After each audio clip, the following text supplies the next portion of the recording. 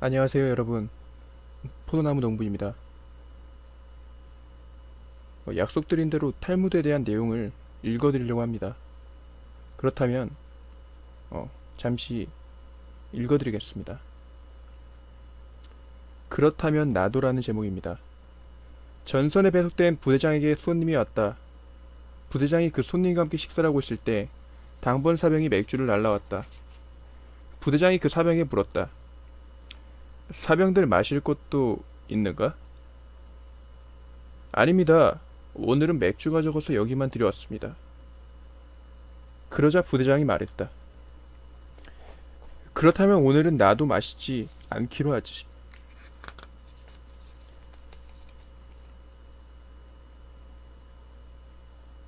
동물에서 천사까지라는 제목입니다. 어떤 제자가 신성한 것에 관해 랍비에게 질문했다. 신성하다는 것이 무엇인가요? 그것은 무엇을 먹느냐는 것과 사랑을 어떻게 하느냐는 것이지. 그러면 돼지고기를 먹지 않는다든가 어느 때에는 사랑을 하지 않는다든가 하는 그런 것을 뜻하는 것인가요? 랍비가 설명했다. 집에서 혼자 식사할 때는 그가 무엇을 어떻게 먹는지 다른 사람들로서는 알 수가 없다네. 하지만 다른 사람과 식사할 때는 모든 것을 알 수 있지. 집에서 식사할 때나 사랑할 때 인간은 동물이 될 수도 천사가 될 수도 있는 것일세. 바로 이럴 때 자기 자신을 높일 수 있는 사람이 진정 신성한 사람인 것이지. 두 개의 머리를 가진 아이라는 제목입니다. 한 교수가 민족에 대한 강의를 하던 중 학생들에게 다음과 같은 질문을 던졌다. 만일 두 개의 머리를 가진 아이가 태어났는데 이 아이를 한 사람으로 세야겠는가? 아니면 두 사람으로 세야겠는가? 그러자 한 학생이 손을 들어 말했다.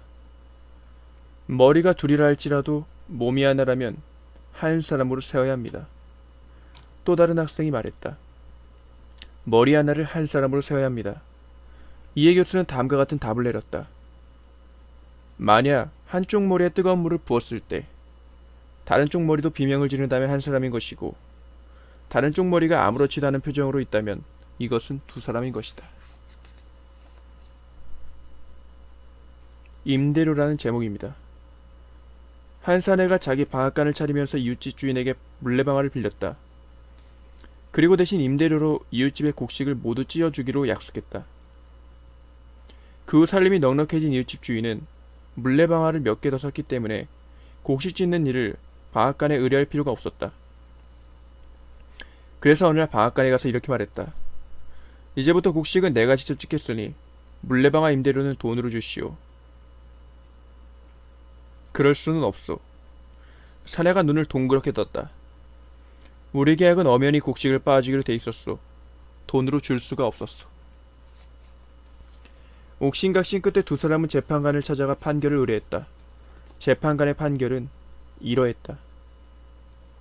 만일 방앗간 주인이 돈을 지불할 능력이 없다면 계약대로 임대료 대신 곡식을 빠주어야 하오. 하지만 방앗간 주인이 일을 열심히 해서 임대료를 돈으로 지불할 능력이 있다면 임대료는 돈으로 지불해야 하오. 형제라는 제목입니다. 마을의 어떤 형제는 우애가 각별하기로 소문나 있었다. 그런데 어머님이 돌아가신 후 재산 분배 문제를 놓고 어머님의 유언에 대한 해석 차이로 그 틈이 벌어졌다. 형제는 서로 헐뜯고 반목하다가 결국 말도 안 하고 같이 있기조차 하지 않으려고 들었다. 형은 아우를 잃고 아우는 형을 잃어버릴 지경이었다. 이에 그들은 평소 어머니가 존경에 맞지 않았던 랍비를 찾아가 저마다 한탄을 들어놓았다. 먼저 형이 말했다. 이번 일로 동생을 잃어버리고 말았습니다. 동생도 입을 열었다. 다툴 일도는 전혀 없었는데 결국 형을 잃고 말았어요. 두 사람의 이야기를 듣고 난 라피는 그들 형제를 여러 사람이 모이는 회의석상에 초청했다. 평소라면 얼굴도 마주치지 않고 서로 외면했을 두 사람이었지만 초청한 사람의 성의를 생각해서 자리에 앉아 있었다. 라비는 다음과 같은 이야기를 들려주었다. 옛날에 두 형제가 살고 있었습니다.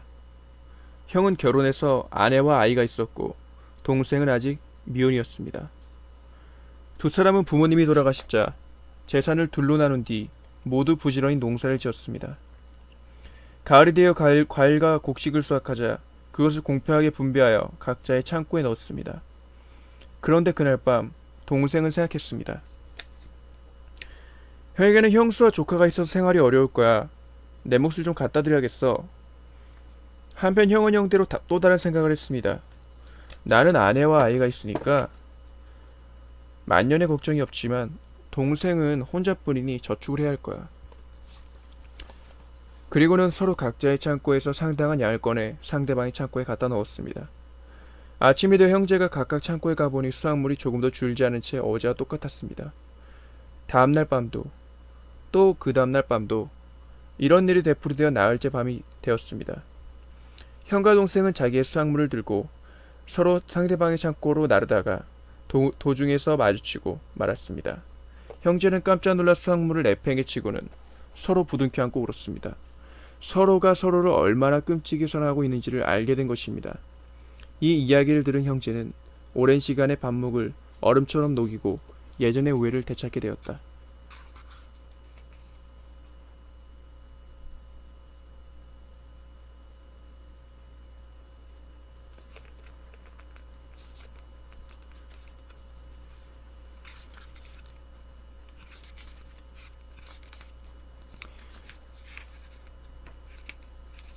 저는 5가지의 이야기를 말씀드렸습니다.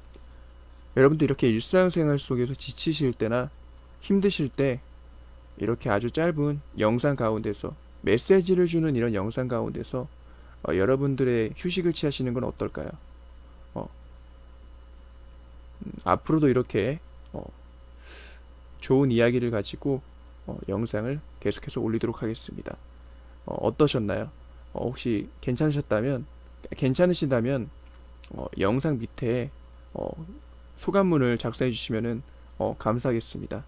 그러면은 저도 여러분과 조금 더 소통하는 걸 느낄 수 있을 것 같습니다. 책 읽어주는 라디오 탈무드 편이었습니다. 감사합니다.